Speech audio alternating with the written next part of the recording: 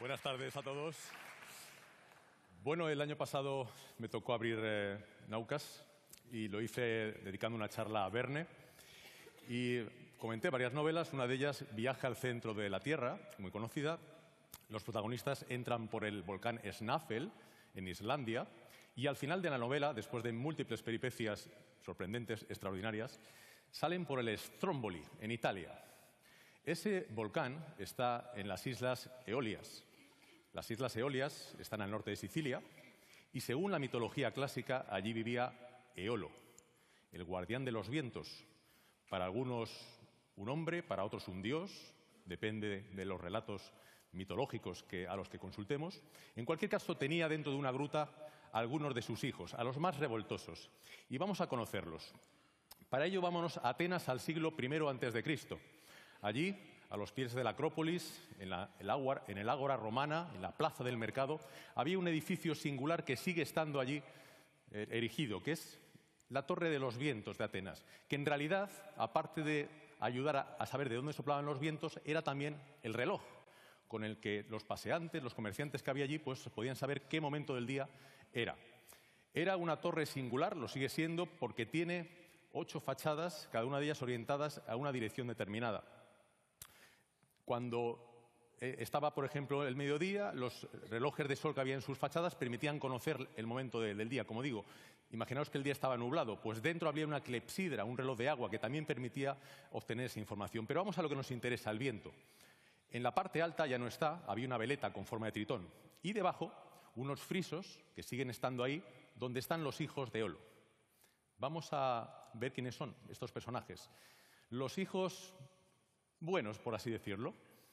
El dios viento del norte, Bóreas, Euro, Notos, Céfiro.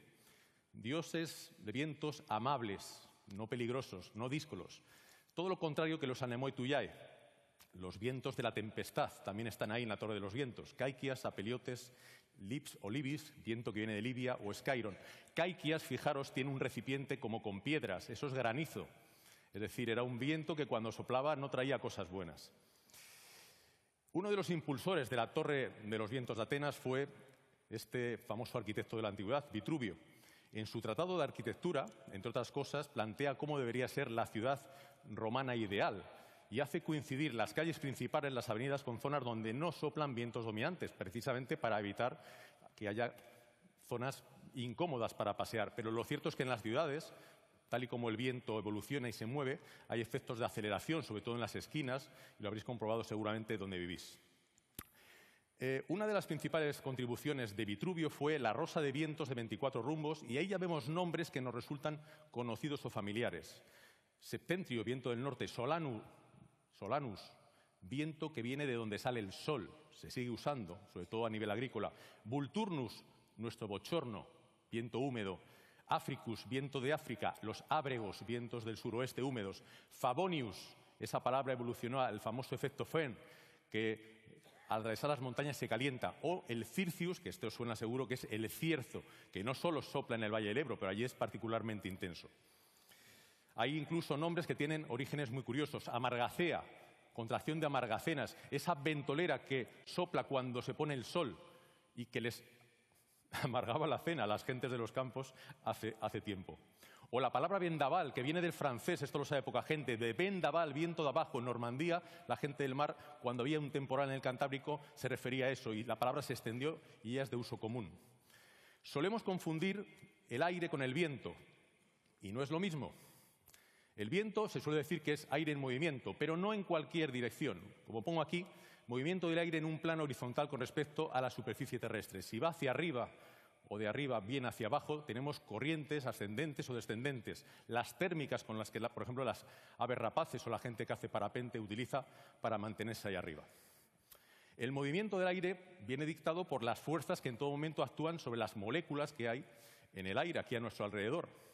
Para hacer una aproximación física al viento tenemos que intentar hacer ese estudio de fuerzas. La gravedad nos olvidamos de ella porque no hay variaciones de unas zonas a otras, actúa en todo momento sobre cualquier molécula. Pero ¿qué pasaría si la Tierra no rotara? Pues que el viento iría exclusivamente de las altas a las bajas presiones, de donde sobra aire a donde falta. Pero hay una rotación, tenemos que introducir la fuerza de Coriolis, que os sonará. El resultado del equilibrio de esas dos fuerzas es lo que llamamos el viento geostrófico, que en primera aproximación se parece al viento real, pero falta algo, falta el rozamiento, porque el aire fricciona con todo, especialmente con los objetos como las montañas, la zona de tierra, de manera que al introducir el rozamiento vemos que la dirección del viento cambia. Eso se empieza ya más a parecer al viento que observamos, pero es un viento todavía modelizado, porque veis que las isobaras son paralelas. El aire, al desplazarse, muchas veces hace movimientos circulares. Aparece la fuerza centrífuga y de ahí el movimiento natural que ya conocéis en torno a las borrascas o a los anticiclones en un sentido o en otro. Bien, el viento es una magnitud vectorial, por lo tanto necesitamos dos datos para caracterizarlo, el rumbo y la intensidad. Para saber de dónde viene el viento podemos hacer una cosa muy sencilla. Nos mojamos el dedo, lo subimos y más o menos una medida del rumbo. Se usa también la veleta. Os voy a pedir que os pongáis todos de pies, rápido, para que no se me acabe el tiempo. Subid los brazos. Sois unos juncos, ¿vale? Y tenéis que inclinaros a merced del viento que marca la veleta. Inclinaros. ¿Está bien eso o está mal? ¿Quién se ha inclinado a izquierdas? ¿Quién se ha inclinado a derechas? La veleta, su punta la orienta hacia el lugar de donde viene el viento, no hacia donde va. Una primera enseñanza. Gracias, gracias, gracias.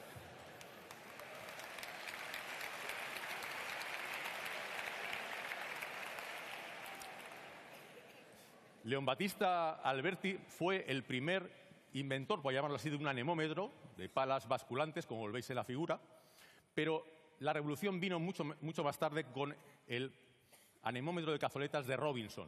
Esto ya os suena, seguro que lo habéis visto en algún sitio.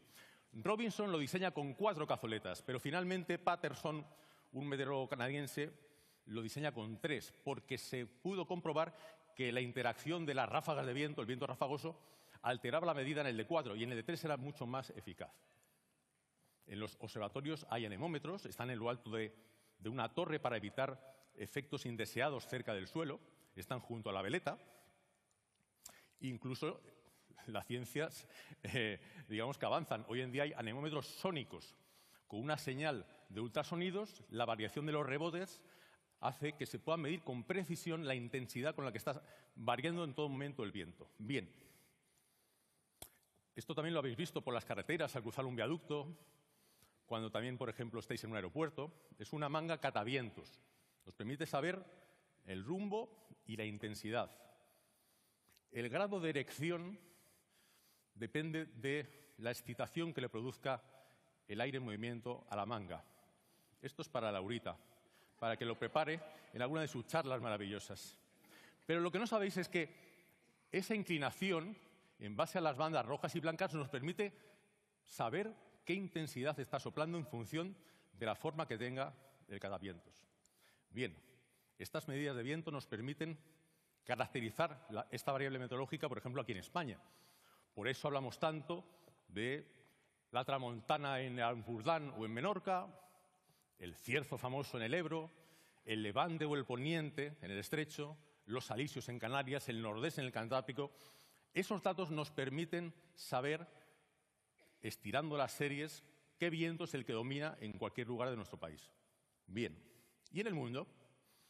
Pues en el mundo donde los vientos son más intensos, como veis en color rojo, son las zonas oceánicas, donde el rozamiento es menor. Hay 3 zonas de tierra continentales donde también aparece el rojo. El Himalaya, por el efecto altitudinal.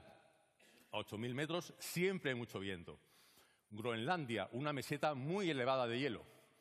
Y la zona poblada donde hay días más ventosos es, con diferencia, el extremo sur de Sudamérica, Tierra de Fuego. ¿Por qué? Porque ahí el viento, en el resto de esa franja latitudinal, no tiene obstáculos, es marítimo el recorrido y, por lo tanto, ahí está todo el rato pegando en un sentido o en otro. ¿De acuerdo? Y hago esa pregunta. ¿Este mapa de distribución cambiará según vaya evolucionando el clima, como lo está haciendo? Me hizo mucha ilusión comprobar que Naucas, nuestros amigos de Naucas, utilizaron el código de barras para el logo de este año, que lo que nos marca es la evolución de la temperatura. Ya lo estamos viendo, está subiendo. Pero ¿qué va a pasar con el viento? Y voy terminando. Pues esto nos dice el IPCC. En un escenario realista, que no es deseable, porque vamos por muy mal camino, para mediados de siglo, que está ahí a la vuelta de la esquina, fijaros que en color verde la tendencia es que el viento aumentará de intensidad y en color azul disminuirá. ¿Dónde veis que va a disminuir? En una zona que nos va a afectar, en Europa. Eso dicen las predicciones climáticas. Incluso en un escenario peor se mantiene eso mismo, aunque más intensificado.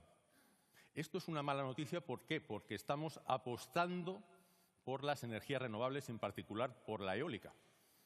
Es decir, si estas proyecciones al final se van comprobando, evolucionando el clima según eso, pues la generación de eólica puede reducirse. ¿Buena noticia? Que la insolación... Me he pasado segundos, esperad, que me queda la despedida. Venga, que la fuerza del viento os acompañe.